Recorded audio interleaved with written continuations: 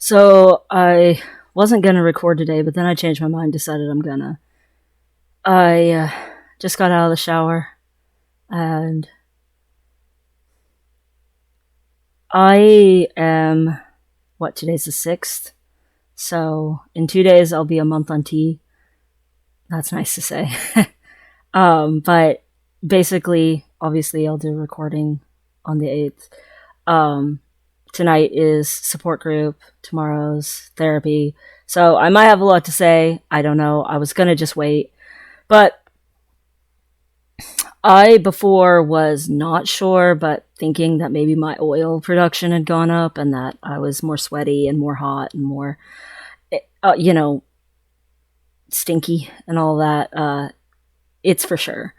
Uh, I just stink. If I don't take a shower every day, I smell bad.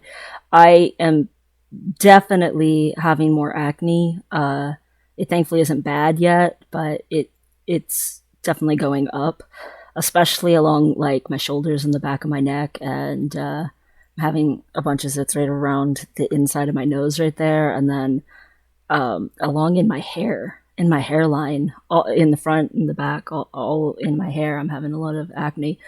Um, so, yay for the not as fun parts of transition, but to be expected. I have to say that as someone who is getting more oily and having that film of residue that you feel on your skin that you're not used to, that you just sort of have there. Um, I am very glad I switched to a men's body wash. Before in my life, I never have ever had my own body wash that was for me or whatever, that I picked out specifically because I thought I would like it and all that stuff. And originally I picked it out because, it was good feeling to have body wash that smelled like my deodorant and I thought would smell good and make me smell good. And I thought it would feel good to have, just in general and stuff. I am very grateful for it now. Um, we used for my entire life we used whatever was the cheapest. I mean, dollar store body wash was too expensive. We did whatever was cheapest for washing. But we did practice good hygiene to a certain degree because my mother could be very particular. So we took baths and showers and stuff, but we used cheap soap. Until we went to the dermatologist. My brothers and we all just had horrifyingly bad acne, like just giant red everywhere, all over. Not even just on our faces, but like on our backs and our bodies and stuff. So she took one of us to the dermatologist. Since I was the oldest, it had to be me. And the dermatologist gave a recommendation that we use Head and Shoulders because the type of acne we had could be made worse by using oily products, and most shampoo has oil in it. So, Head and Shoulders, Selsun Blue,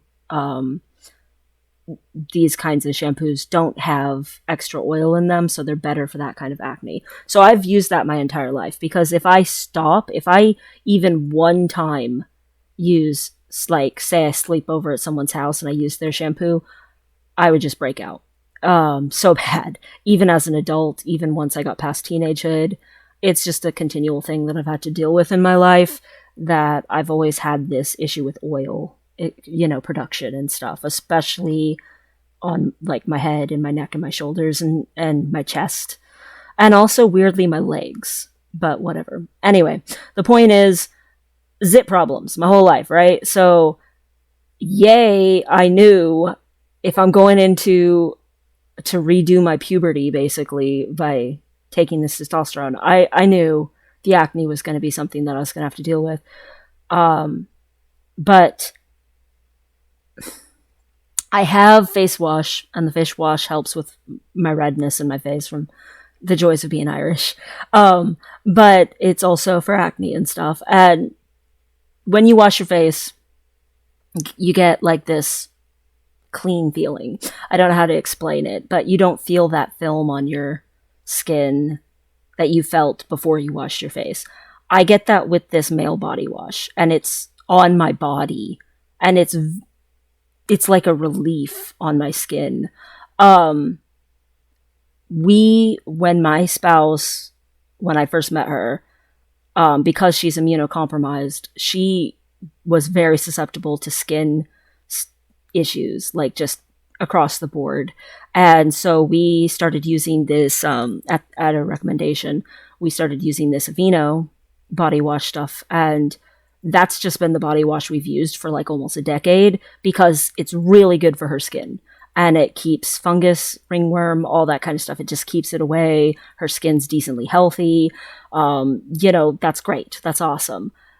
But it also leaves almost like this super thin moisture locking lubrication feel on your skin. I don't know how to explain it. It makes your skin feel like it's protecting itself, kind of a thing. I, from habit, just picked it up and used it one time instead of my new male body wash that I've been using ever since I got it. I felt so oily afterward. Like it was like it locked all of the sweat and the grime in instead of washing it off. So it really does make a difference. If you are transitioning or you're starting to transition, I have to say that it's a little more expensive to invest in hygiene products than just going and getting whatever's cheap. But it has made a big difference. I feel like I would be having a lot worse acne if I was not using the body wash and the stuff that I'm using to keep my oil production from just taking over everything. I mean, I'm getting zits under my armpits. I'm getting zits everywhere. And yet they're not big, inflamed, red balls of fire like when I was a teenager. And maybe they'll get that way. I don't know. Maybe the oil production will just keep getting to the point where it's not manageable. But right now I am semi-managing it because I'm using hygiene products that help me manage it. And I think I would be a lot more struggling with my skin breaking out if I wasn't. Like, I genuinely appreciate that my acne is not worse than it is. It also obviously helps with the smell that my body wash smells like my deodorant, and I have that nice, strong, foresty musk smell instead of smelling like rotting onions all the time because of sweat. I mean, there's no way around it. I'm just stinkier. I am hotter. Oh my gosh. Every day I'm just like sweating and sweating. It's just so hot. But at the same time, I've always been warmer than like, all the other girls around me and stuff. Like, I've always been hotter in general. So my overall temperature getting even hotter is a little weird, but it's actually not that bad. I was expecting it to be like, oh, I can't bear it, but it's actually not that much worse than I already was, hotter than everyone else anyway. So that's a relief because I was worried that I was going to be in like hot flash hell or something, and I'm not at all. But that could just be because I already had the higher testosterone and had the higher temperatures and stuff. One thing I will say is my libido is definitely still higher. My depression has not come back. Those things haven't changed. I also, unfortunately, have not had change about that. My bottom growth cannot push out. It's stuck. And I am realizing, I was born weird. There's no way around it. I was born weird. I came out the chute from the womb oddball. I don't know if I was born with a twin and we both half absorbed each other and I ended up with half the twins' parts and half my own parts. I don't know if partway through, a bunch of hormones came gushing into the womb, and half of me had already developed and the other half of me started developing with the new hormones. I don't know. I don't know why I'm this weird mix of these things, but my unfortunately underdeveloped parts are really creating an issue with my bottom growth. And I'm realizing I may have to have like some sort of a surgery just to let the bottom growth come out from under the skin at some point. Um, Not something I was expecting or had thought of or had realized could even be an issue.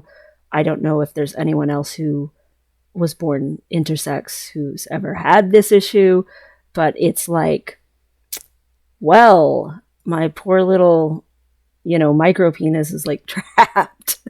um, um,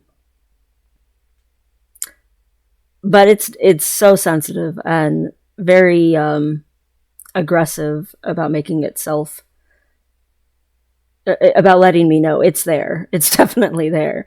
Um, I'm not sure what I'm going to do about that. I'm not sure if there's something I can do about that.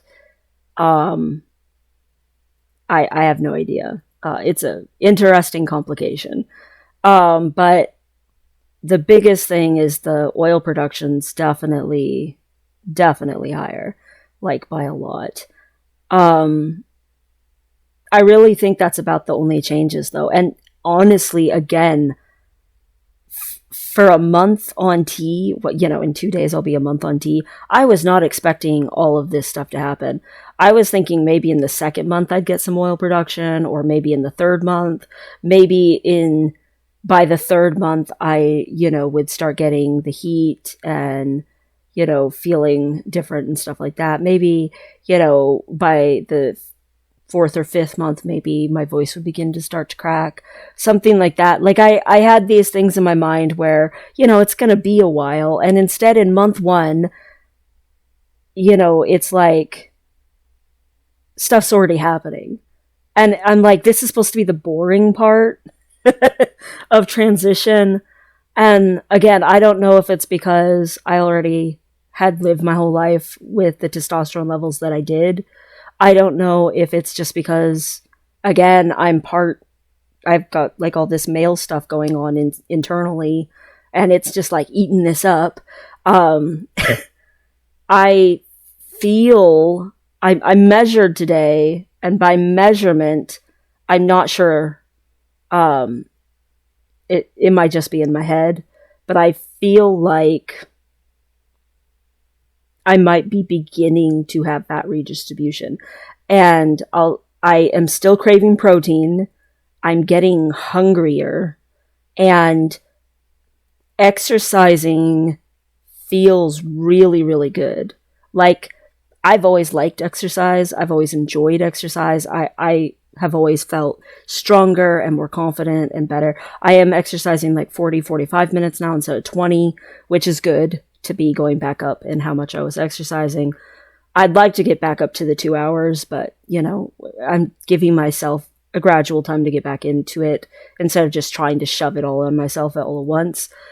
But I'm doing it more rapidly than, before. But I exercised for, 45 minutes today, good enough amount. But I'm not just craving protein, I'm craving water. And I am eating quite a bit, I feel like. And despite that, I feel like the weight around my hips is going down. Now, the weight around my stomach hasn't gone down at all. It's still exactly the same. And, I didn't really measure the other places, like biceps and stuff like that. I didn't really measure any of that stuff. But around my hips is 2 inches smaller, but that might just be, anything. I mean, people can fluctuate 6 pounds just from eating a big meal. Like, it's not like your weight doesn't fluctuate quite a bit during a week. Like, day to day, your weight fluctuates. It's not, that's why they say when you're trying to lose weight, don't weigh yourself every day, because your weight's going to fluctuate anyway. Um, I just feel like I can feel something happening with all of that. It's almost like I can feel the muscles just like being like, feed me inside of my body. And I don't know. It's weird, but I can definitely feel something going on there. Another thing that's weird is some of my facial hair actually fell out and is regrowing more stiff. So, hey, I have not been doing the coconut oil thing very much because I keep forgetting. So, I should do that more to help those hairs grow in nice and strong or whatever, because that's the entire point of the coconut oil. But even without coconut oil, they're doing that. It was interesting that some of them had to fall out first, though. Also, a couple of my tummy hairs fell out and then regrew back, which was weird. But most of my stomach hair just stayed there. I mean, I've always been a very hairy person, and then I just shaved it all off. I let my hair grow out a few times when I was growing up. When I was not growing up, when I was in my early 20s, I tried a couple of times to just let my hair start growing, and people looked at me weird, and I felt condemned and rejected, and like, oh, I must be a monster, and like I did when I was a kid. And people would tell me there was something wrong with me, and I didn't know what it was. And I would go shave it all off again. And lesbians didn't like it. And I wanted the girls to like me, so I only did that a few times. There was a lot of rejection of me letting my body hair grow out, my facial hair grow out. It was very rejected as I was living life, but now I got hair on top of my toes and everything. Just because I let it grow, not because I got it from the testosterone. The testosterone hasn't really done a lot with my body hair or my facial hair yet, except for I did notice this week again that I noticed that a few hairs fell out and then are growing back more stiff. That's it. Anyway, the biggest thing is definitely oil production has increased significantly.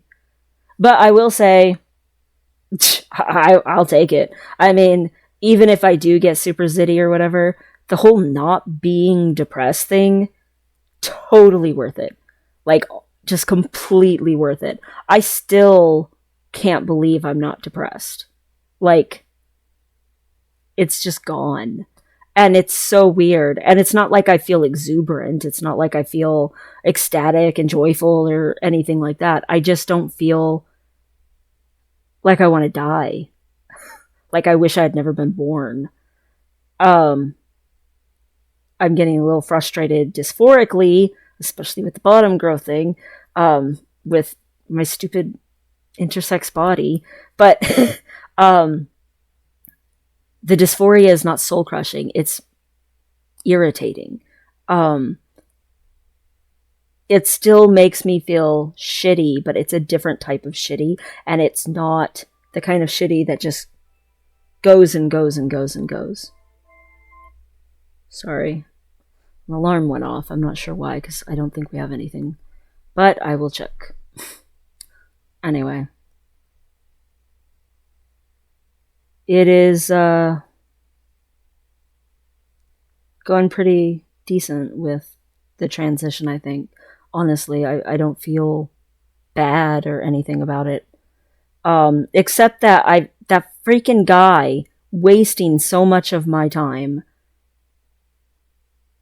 because he wasn't going to be working there anyway. That I could have already been doing all of this. That's the only part that I don't feel good about. Otherwise, transitioning wise and everything, I feel very good about. I mean, it's not just a relief to be presenting as male, it's a relief to not be presenting as non-binary. I thought it would be like this middle ground thing to say I was non-binary because I couldn't imagine it being okay for me to be a boy, and I couldn't bear the thought of being a girl. And I thought this would be the compromise thing that would make the most people comfortable. You know, my parents wouldn't freak out. I wouldn't have my family disown me, all this stuff. And in reality, I think it did a lot of damage to me, possibly because I am intersex and I didn't absorb that well either. And I didn't know for sure if I was. It's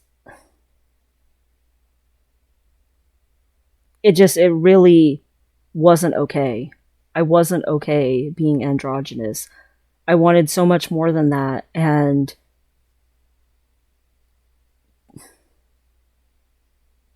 I just tortured myself with that.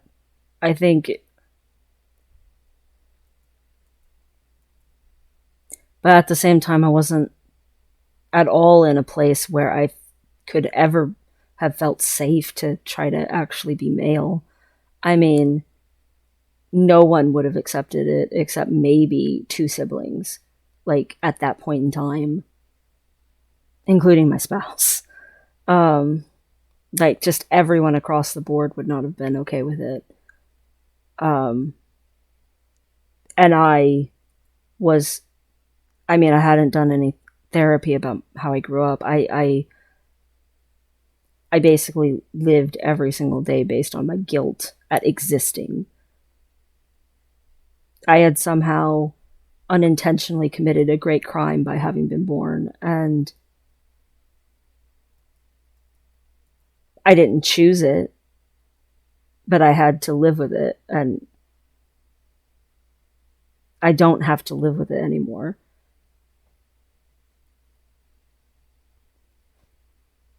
I didn't do anything wrong. And I would never have been able to admit that before. I would never have been able to get to a point where I could say that. That I didn't do anything wrong. It's not my fault that I was born with a weird body.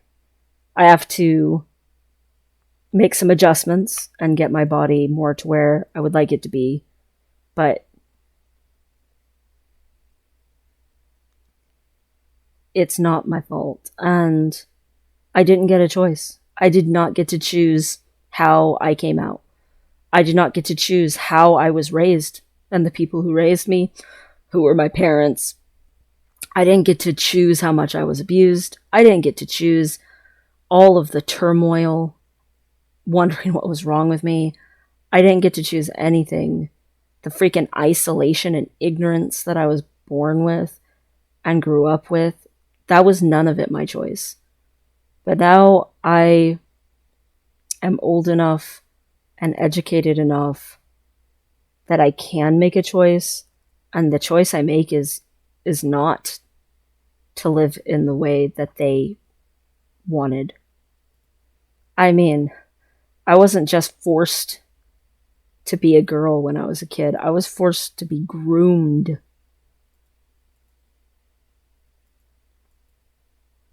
Like just terribleness.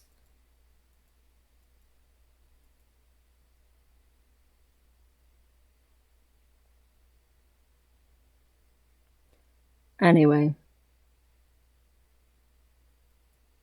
I just, I can think about things like that and not go into a big dark thing. Um, like emotionally. Like I feel the upsettingness of it, but I don't feel obliterated by it. I really don't know how to explain the difference between being upset and being depressed. It's so difficult.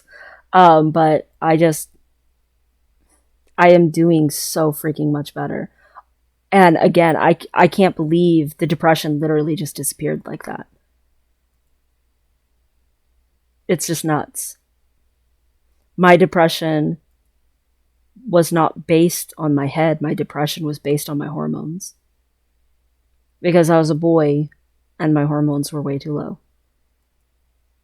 They were still way higher than a girl's, but they weren't high enough to not be depressed. And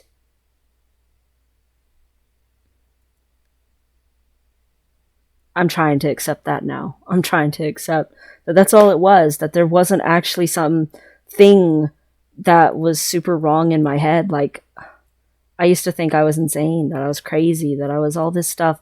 And I didn't actually have all of those mental illnesses that I thought, well, maybe I have this one or this one. I just needed my hormones to be at a healthy range. That's it. That's all I needed. And I don't know how long it's going to take me to adjust to not being depressed. Um, Someday, whenever I'm going to record these videos and I'm not going to mention it anymore and not be like, hey, who's still shocked about not being depressed? I realize that that'll happen someday, but I mean, not yet. But I don't know. I feel like that's fair. I mean, I mean, literally going from being depressed your entire life to a month without it, I think most people would still be kind of shocked. Like I think that that's fair. I'm adjusting because while it's really positive, it's still change. You still got to get used to it. You still got to build up a habit of thinking differently, of feeling differently, of whatever you want to call that, of having something different be your baseline, I guess is what it is. Because my baseline was so dark and terrible before. Like, I had a dream where the girls died, and I started to do the old thing where it was like, yeah, I would be so utterly destroyed, and I would probably, end up trying to kill myself, and then, end up having to live with like my parents and then take care of me while I was getting my brain back and go through this big dark depression for at least a year or two and blah, blah, blah. And then I was like, wait, no, I wouldn't. I was like, what would it look like with me not doing that? Like, I can definitely see myself grieving and I can see myself crying. And I used to actually think I would be pretty much like dead, like somewhat comatose or whatever, just staring at a wall endlessly into the void. And now I'm like, I think I would like weep, like openly weep for a couple of days. And, really, it changed the way I thought about that situation a lot, realizing that I wouldn't go into this big, huge, dark void of despair thing and I would be super upset, but I would be upset in a totally, maybe not completely totally, but a very significantly different way. And, I keep thinking about things that, have affected me really poorly in the past. And I'm just like, well, how would that affect me now that I'm not going to go into the deep, dark hole? What would I do different? What would I do instead? Like, I have to change my expectations of every single situation I've ever prepared for myself for, simply because I prepared myself for reacting to it the way that I always had reacted to it. Here's the things that I can do to keep myself from going into that place. Here's the things I can do to keep myself from walking away and just disappearing and burying myself under something and dying. Like, these are the things that I have to do to keep myself from suicidal ideation. And these are the things I have to do to keep myself from, giving up instantly. And now it's like, these are the things I can do differently than that. And I could possibly actually be capable of doing, because I'm not going to be doing that. And it's just very different. Like, I'm the kind of person, everywhere I go, I always prepare for worst case scenarios. And I have to re-evaluate every single worst case scenario I've ever prepared myself for. Or even good scenarios, how happy am I actually going to be while depressed? Well, I'm not depressed now. Maybe I'll actually just be happy. Like, it's very, different. It's so much to get used to. I'm just not used to it. But that's not a bad thing. It's not a bad thing that I'm not depressed. I definitely would rather this, hands down, I would rather this than to going back to the turmoil and the constant bleakness. I just felt hopeless 100% of the time. And, well, 99.8% of the time. And now, even when I do feel hopeless about something, it's like not like a big blow to the chest. Oh, speaking of chests, the whole sweating a lot thing and the oily thing. Oh my gosh. Boobs have always been kind of an irritation to have for me, but also a good thing to have because they attracted lesbians to me when I was lesbian for so long.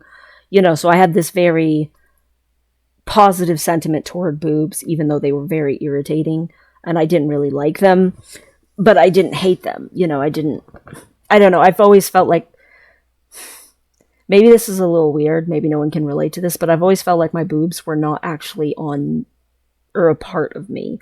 I don't know how to explain that, but they basically were just something that was attached to me, but they weren't actually mine. Like, I've actually gotten turned on by my own boobs plenty of times in the past simply because they look like someone else's boobs to me. It doesn't register in my head when I look at them any sense of ownership for whatever reason. So, whatever. They haven't been as dysphoric for me as I think they are for some trans folks because of that. But I also would definitely much rather not have them on my chest. But not to the point where it's like causing me extreme harm. I have a very, I don't know, balanced relationship with them or whatever, because I don't view them as really being mine.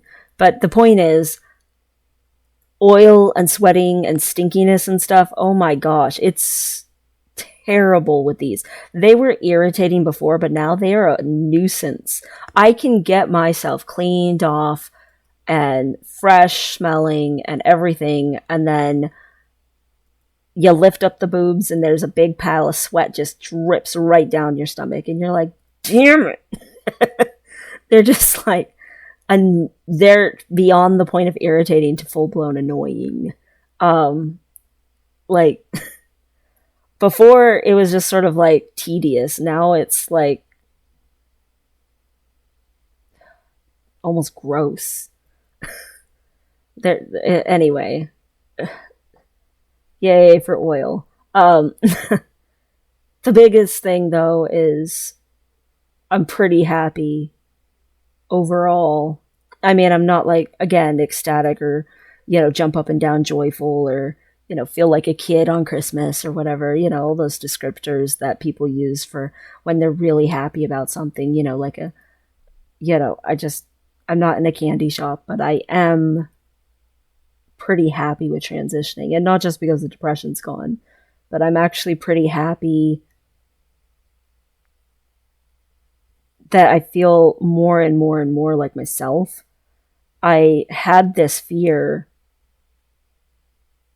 like I remember having this fear even like a year ago, where probably even like 8 months ago, where I was just like, what if I start transitioning and then I was making the whole thing up, or I was, thinking that because I didn't know what else to call it, or I was, you make up these what ifs in your head. I did a lot of what ifs for a long time. I was very insecure about transitioning for a while. But honestly, I just feel more and more and more like myself, and less and less and less like I'm wearing a mask, which I felt like I was wearing a mask my whole life. So it's very comfortable, actually. I mean, sure, being a little hotter or having to deal with extra zits is a little uncomfortable, but it's so comfortable to be more myself that I just don't even hardly notice. Like honestly, the sweat under the boobs thing is way more annoying than a little bit more acne or having to make sure I wash all of my skin everywhere real good because it's all sweaty. Like it's just so much better than how I was living before that it's really just not comparable at all. And I guess that's why I decided to record today. I wanted to explain or try to find a way to explain that yes, there's some annoying things that are happening because of transitioning, and transitioning changes are happening faster than I thought they were going to. But the annoying things are just so tiny in comparison with the good things. Like, so much is good. And I'm getting some of the annoying things. I'm getting some of the things that people dread about transitioning. And it's still just so freaking good. And I know that wouldn't happen for everybody. It would only happen for people who are truly, you know, transgender and they can identify their gender and everything. It's not just a relief from gender dysphoria. It's, I don't even know how to explain it. I just don't know I don't know how to express it. Maybe I'll be able to say it better on the 8th when I record then. I don't know. I hope what I'm trying to say is coming across though. Before, the best I could feel was excited that something might happen or relief that something had happened. Like that was the best feelings I could have. And now just being and being me and existing is the best feeling I have. And I don't know how to translate that very well at all. It's not that relief doesn't feel good, and it's not that excitement doesn't feel good. It's just that I feel good about me. And as someone who has regretted their existence, almost their entire existence, that's just the best feeling. It's more than a feeling, but I don't know how better to say that. Anywho, that's what I have to say for now.